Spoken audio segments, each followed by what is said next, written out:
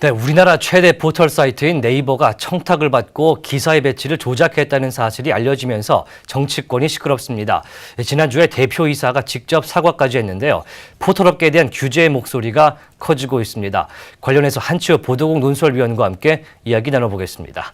네, 안녕하십니까. 예, 네이버가 한성수 대표 명의로 사과문까지 사이트에 올리면서 그렇죠. 하지만 그래도 규제에 대한 목소리 커지고 있습니다. 이게 어떤 내용이었습니까? 그 네이버가 이제 한성수 대표가 정식으로 사과를 했는데요. 예. 이게 어떤 내용이냐면 이제 프로축구연맹의 부탁을 받고 프로축구연맹에서 이제 불리한 기사를 좀 숨겨달라 이런 걸 문자로 이제 담당자한테 보냈고 실제로 그런 일이 일어난 사실이 있는 거죠. 그래서 문제가 발생 시마다 이 문자로 해서 이 기사 재배치나 기사를 숨겨달라든가 뭐 이런 걸 요구한 거 아니냐라는 그 의혹이 일었고요.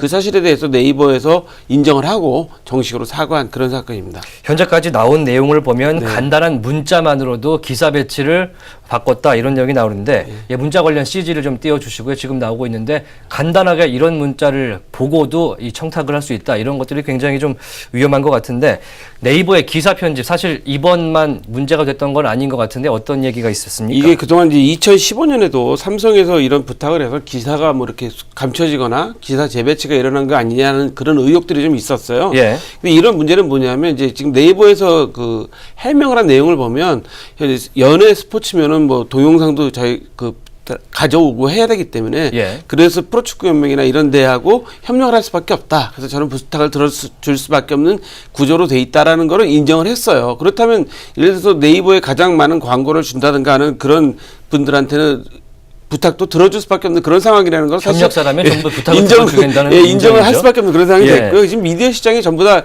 오프라인 시장도 온라인 시장으로 지금 변화되고 있는 시장이잖아요. 그런 상태이기 때문에 포털 뉴스는 전체적으로 국민들의 그 여론을 조성하는 현재 플랫폼으로 지금 변화가 돼 있습니다. 그래서 포털 뉴스가 상당히 중요한데 네이버가 이런 모습을 보여줬다는 사실 자체에 대해서는 엄청나게 실망스럽고요. 그래도 기사의 유불리에 따라서 이해 관계자들이 불만이 많지 않습니까? 그렇기 때문에 네이버가 제대로 중심을 잡아줘야 되는데 그렇지 않았다는 거를 이번에 아주 본인들이 인정하고 국민들이 경악하고 그렇게 한 상황입니다.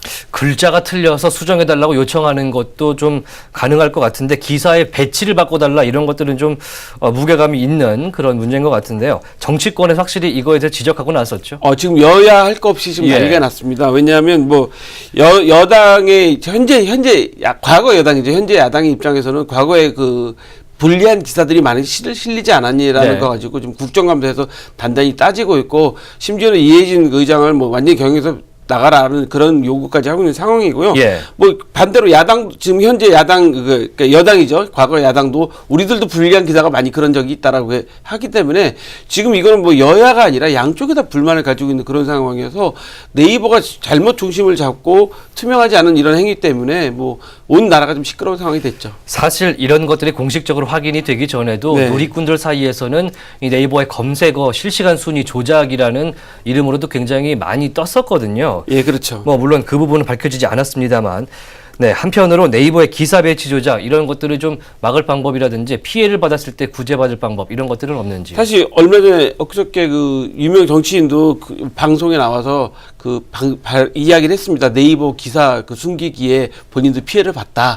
근데 어떤 피해냐라는데 사실 그 피해를 명확하게 하기가 어려워요. 그래서 언론중재 같은 경우는 기사 내용이 좀 잘못됐거나 이의가 있으면 그렇게 중재를 해서 하는 기관이잖아요. 근데 사실 이렇게 포털에서 숨기거나 감추면 할 수 있는 기관이 없기 때문에 이런 기구를 좀 빨리 만드는 것도 시급한 대책인 것 같습니다.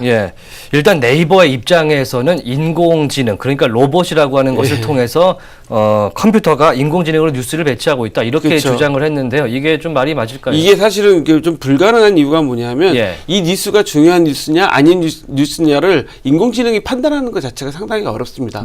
어떤 단어나 어떤 키워드를 갖고 할 것이냐죠.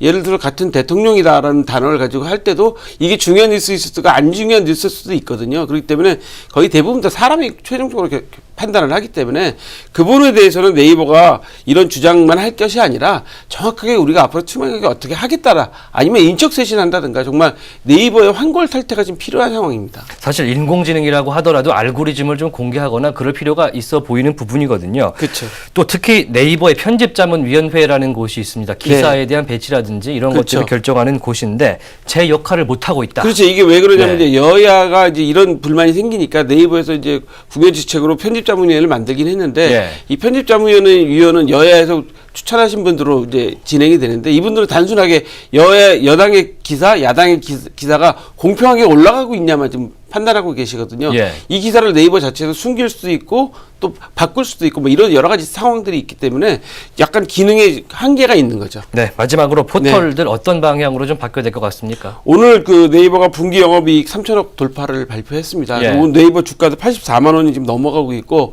네이버 페이가 금융 서비스를 하겠다고 뭐 계획이다 이런 것까지 얘기했는데 포털들이 바뀌려면 가장 중요한 건 신뢰성인 것 같아요. 예. 국민들이 포털을 많이 사용하시잖아요. 그리고 다 검색을 거기서 하시는데 그 포털들의 신뢰성이 떨어진다고 하면은 이거는 아무것도 될 수가 없거든요. 그래서 포털은 지금 신뢰성을 개선하기 위해서 정말 환골탈태 정도가 아니라 완전 지금까지 했던 방식을 바꿔야 되는 그런 상황이 된 것 같습니다. 네, 사실상 언론 기능을 하는 이 포털들이 좀 바뀌어야 될 것은 분명한 것 같습니다. 지금까지 한치호 위원과 네이버 관련 이야기 나눠봤습니다.